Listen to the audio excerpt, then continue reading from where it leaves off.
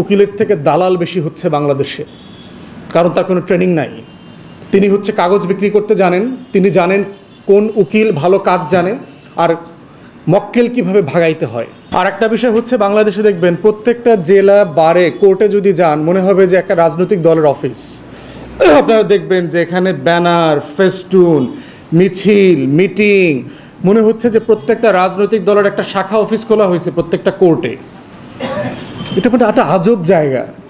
আপনি একটা রাষ্ট্রের সেবাদানমূলক প্রতিষ্ঠান বিচার বিভাগ, তিনটা গুরুত্বপূর্ণ অঙ্গের একটা, সেখানের প্রত্যেকটা ভবনে ভবনে অমুক ভাইয়ের সালাম নিন, অমুক ভাই জিন্দাবাদ, তমুক ভাইয়ের দোয়া চাই, এগুলো বন্ধ হওয়া দরকার।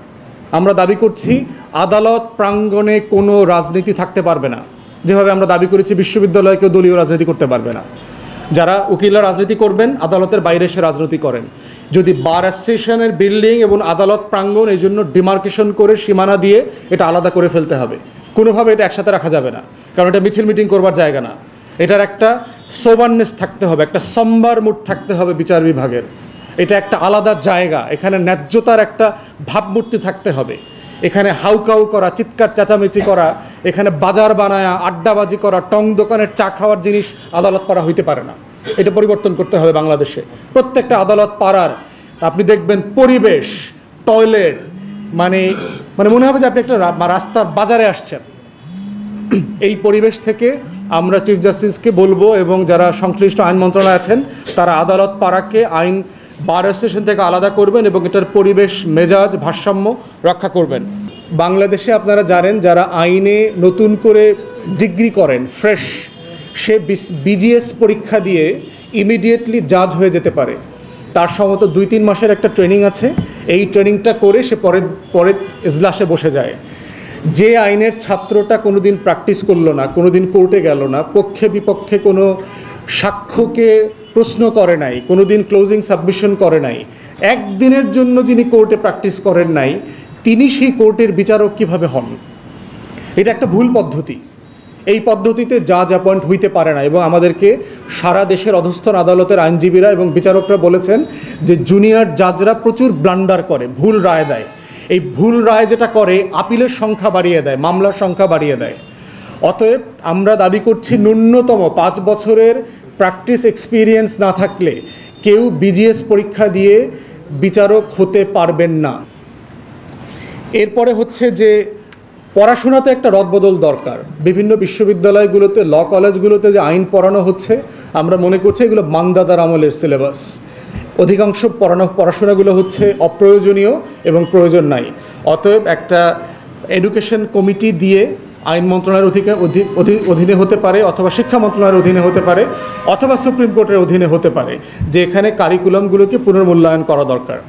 এরপরে আপনারা দেখবেন যে আইনজীবী হবার একটা অন্তর্ভুক্তিমূলক একটা পরীক্ষার আয়োজন আছে। বড্ড জটিল একটা প্রসেস, অ্যাডভোকেট হওয়ার প্রসেস।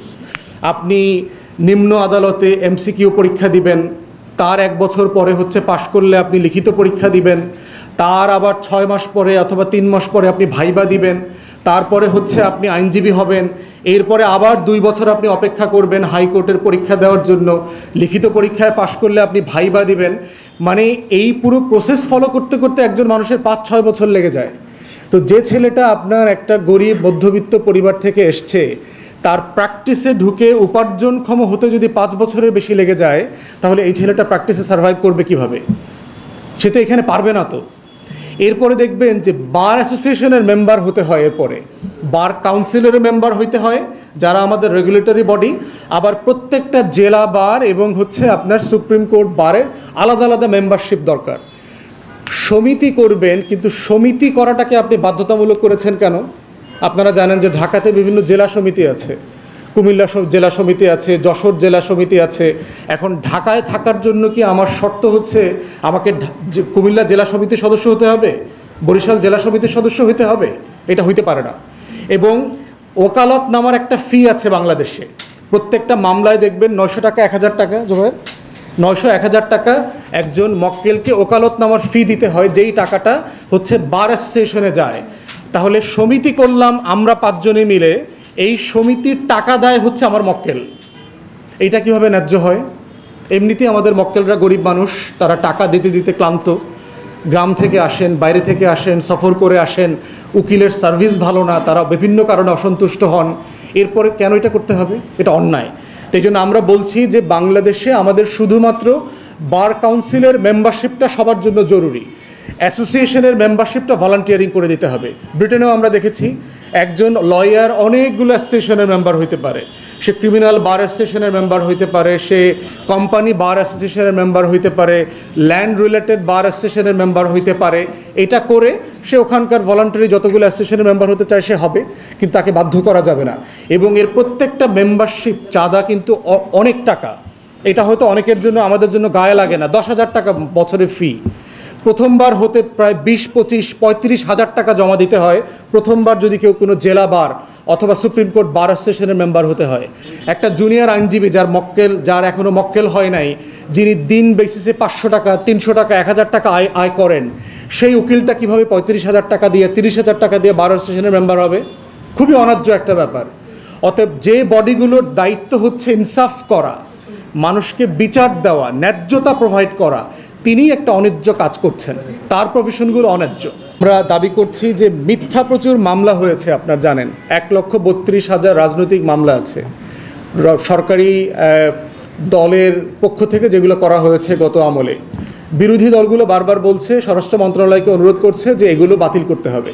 আমরা মনে করি যে নির্বাহী আদেশে মামলা বাতিল করাটা ভালো অভ্যেস না।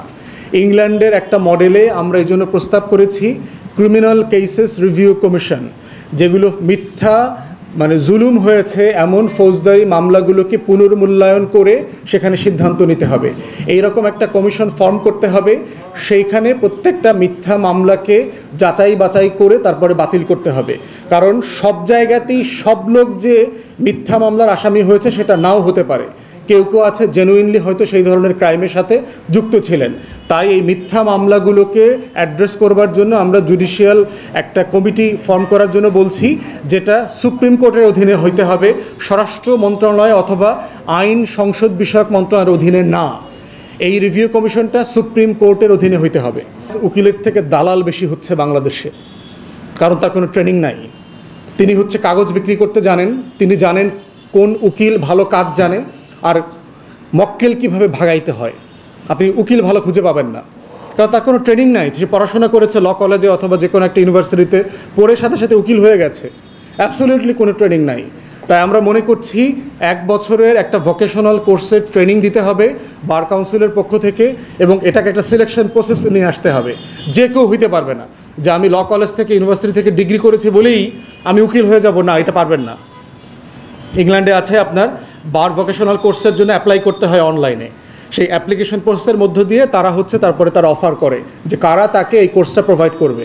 সেক্ষেত্রে যাদের সুযোগ আছে তারা টাকা দিয়ে কোর্সটা করবেন, আর যারা গরিব ছাত্র আছেন তাদের ফিটা বার কাউন্সিল অথবা অন্য কোনো ম্যানেজমেন্ট অ্যাডমিনিস্ট্রেশন করতে হবে। কোনো গরিব ছাত্র যেন টাকার অভাবে উকিল হইতে পারেন না, এটা হইতে পারবে না। কোনো না কোনোভাবে তাকে ফান্ডিং অ্যারেঞ্জ করতে হবে। যার টাকা আছে তিনি মিন্স টেস্টিংয়ের ভিত্তিতে ওটার খরচ দেবেন, বাকিটা সুপ্রিম কোর্ট অথবা বার কাউন্সিল এটা অ্যারেঞ্জ করে দেবে।